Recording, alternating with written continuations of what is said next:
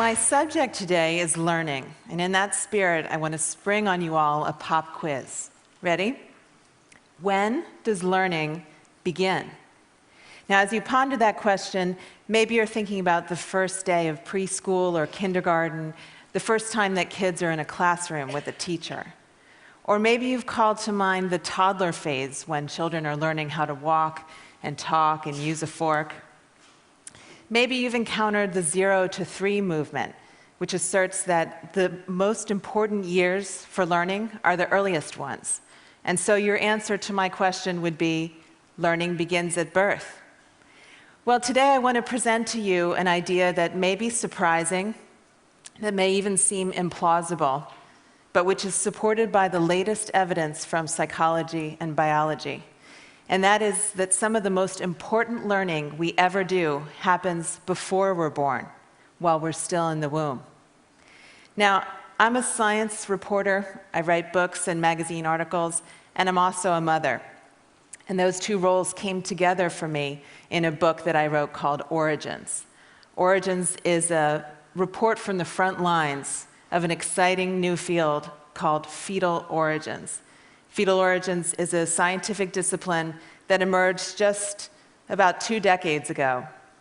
And it's based on the theory that our health and well-being throughout our lives is crucially affected by the 9 months we spend in the womb. Now, this theory was of more than just intellectual interest to me. I was myself pregnant while I was doing the research for the book. And one of the most fascinating insights I took from this work is that we're all learning about the world even before we enter it.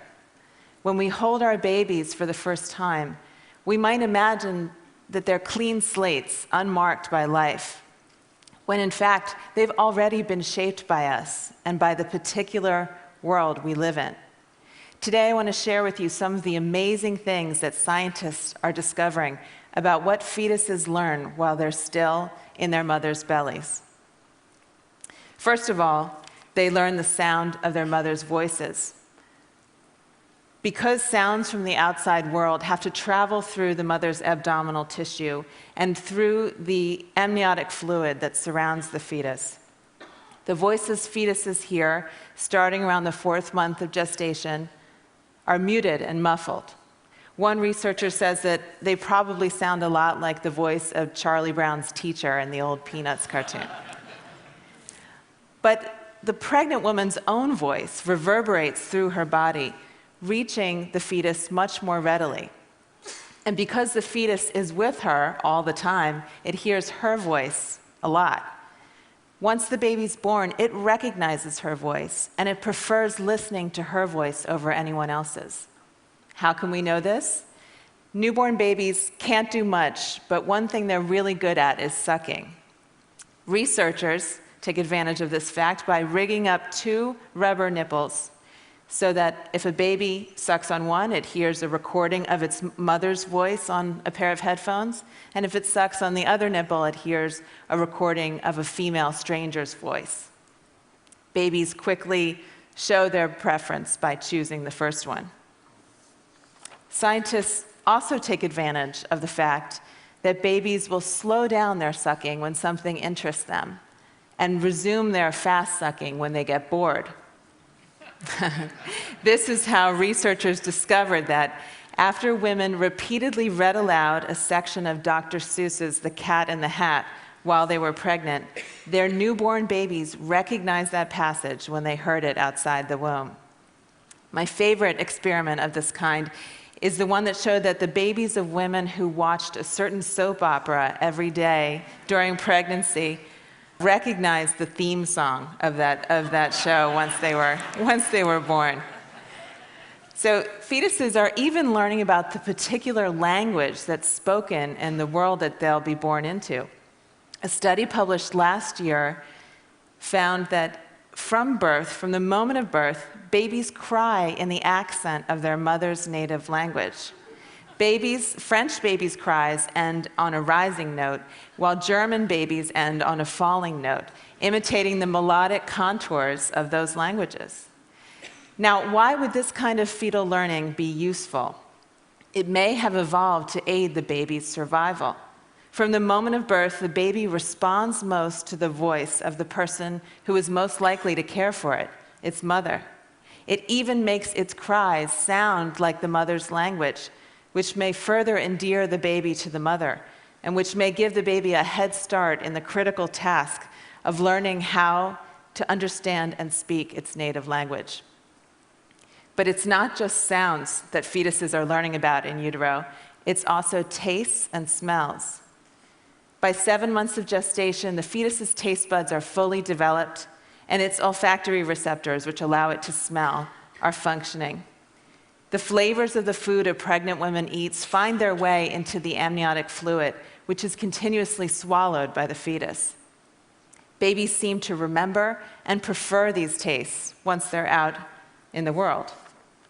In one experiment, a group of pregnant women was asked to drink a lot of carrot juice during their 3rd trimester of pregnancy, while another group of women, pregnant women, drank only water. 6 months later, the women's infants were offered cereal mixed with carrot juice, and their facial expressions were observed while they ate it. The offspring of the carrot juice drinking women ate more carrot-flavored cereal, and from the looks of it, they seemed to enjoy it more. A sort of French version of this experiment was carried out in Dijon, France, where researchers found that mothers who consumed food and drink flavored with licorice-flavored anise during pregnancy showed a preference for anise on their 1st day of life, and again when they were tested later on their 4th day of life. Babies whose mothers did not eat anise during pregnancy showed a reaction that translated roughly as yuck. What this means is that fetuses are effectively being taught by their mothers about what is safe and good to eat. Fetuses are also being taught about the particular culture that they'll be joining through one of culture's most powerful expressions, which is food. They're being introduced to the characteristic flavors and spices of their culture's cuisine even before birth. Now, it turns out that fetuses are learning even bigger lessons. But before I get to that, I want to address something that you may be wondering about. The notion of fetal learning may conjure up for you attempts to enrich the fetus, like playing Mozart through headphones placed on a pregnant belly.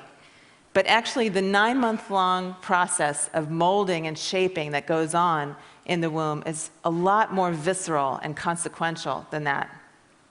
Much of what a pregnant woman encounters in her daily life, the air she breathes, the food and drink she consumes, the chemicals she's exposed to, even the emotions she feels, are shared in some fashion with her fetus. They make up a mix of influences as individual and idiosyncratic as the woman herself. The fetus incorporates these offerings into its own body, makes them part of its flesh and blood. And often it does something more. It treats these maternal contributions as information, as what I like to call biological postcards from the world outside. So what a fetus is learning about in utero is not Mozart's magic flute, but answers to questions much more critical to its survival. Will it be born into a world of abundance or scarcity? Will it be safe and protected, or will it face constant dangers and threats? Will it live a long, fruitful life or a short, harried one? The pregnant woman's diet and stress level, in particular, provide important clues to prevailing conditions, like a finger lifted to the wind. The resulting tuning and tweaking of a fetus's brain and other organs are part of what give us humans our enormous flexibility, our ability to thrive in a huge variety of environments, from the country to the city, from the tundra to the desert. To conclude, I want to tell you 2 stories about how mothers teach their children about the world even before they're born. In the autumn of 1944, the darkest days of World War II, German troops blockaded Western Holland, turning away all shipments of food. The opening of the Nazis' siege was followed by one of the harshest winters in decades, so cold the water in the canals froze solid. Soon food became scarce, with many Dutch surviving on just 500 calories a day, a quarter of what they consumed before the war. As weeks of deprivation stretched into months, some resorted to eating tulip bulbs. By the beginning of May, the nation's carefully rationed food reserve was completely exhausted. The specter of mass starvation loomed. And then, on May 5th, 1945, the siege came to a sudden end when Holland was liberated by the Allies. The hunger winter, as it came to be known, killed some 10,000 people and weakened thousands more. But there was another population that was affected, the 40,000 fetuses in utero during the siege. Some of the effects of malnutrition during pregnancy were immediately apparent in higher rates of stillbirths, birth defects, low birth weights, and infant mortality. But others wouldn't be discovered for many years. Decades after the hunger winter, researchers documented that people whose mothers were pregnant during the siege have more obesity, more diabetes, and more heart disease in later life than individuals who were gestated under normal conditions. These individuals' prenatal experience of starvation seems to have changed their bodies in myriad ways. They have higher blood pressure, poorer cholesterol profiles, and reduced glucose tolerance, a precursor of diabetes. Why would undernutrition in the womb result in disease later? One explanation is that fetuses are making the best of a bad situation. When food is scarce, they divert nutrients towards the really critical organ, the brain, and away from other organs like the heart and liver. This keeps the fetus alive in the short term, but the bill comes due later on in life when those other organs, deprived early on, become more susceptible to disease. But that may not be all that's going on. It seems that fetuses are taking cues from the intrauterine environment and tailoring their physiology accordingly. They're preparing themselves for the kind of world they will encounter on the other side of the womb. The fetus adjusts its metabolism and other physiological processes in anticipation of the environment that awaits it. And the basis of the fetus's prediction is what its mother eats. The meals a pregnant woman consumes constitute a kind of story, a fairy tale of abundance or a grim chronicle of deprivation. This story imparts information that the fetus uses to organize its body and its systems, an adaptation to prevailing circumstances that facilitates its future survival. Faced with severely limited resources, a smaller-sized child with reduced energy requirements will, in fact, have a better chance of living to adulthood. The real trouble comes when pregnant women are, in a sense, unreliable narrators, when fetuses are led to expect a world of scarcity and are born instead into a world of plenty. This is what happened to the children of the Dutch hunger winter, and their higher rates of obesity, diabetes, and heart disease are the result. Bodies that were built to hang on to every calorie found themselves swimming in the superfluous calories of the post-war Western diet. The world they had learned about while in utero was not the same as the world into which they were born. Here's another story. At 8:46 a.m. on September 11th, 2001, there were tens of thousands of people in the vicinity of the World Trade Center in New York. Commuters spilling off trains, waitresses setting tables for the morning rush, brokers already working the phones on Wall Street. 1,700 of these people were pregnant women. When the plane struck and the towers collapsed, many of these women experienced the same horrors inflicted on other survivors of the disaster: the overwhelming chaos and confusion, the rolling clouds of potentially toxic dust and debris, the heart-pounding fear for their lives. About a year after 9/11, researchers examined a group of women who were pregnant when they were exposed to the World Trade Center attack. In the babies of those women who developed post-traumatic stress syndrome, or PTSD, following their ordeal, researchers discovered a biological marker of susceptibility to PTSD, an effect that was most pronounced in infants whose mothers experienced the catastrophe in their third trimester.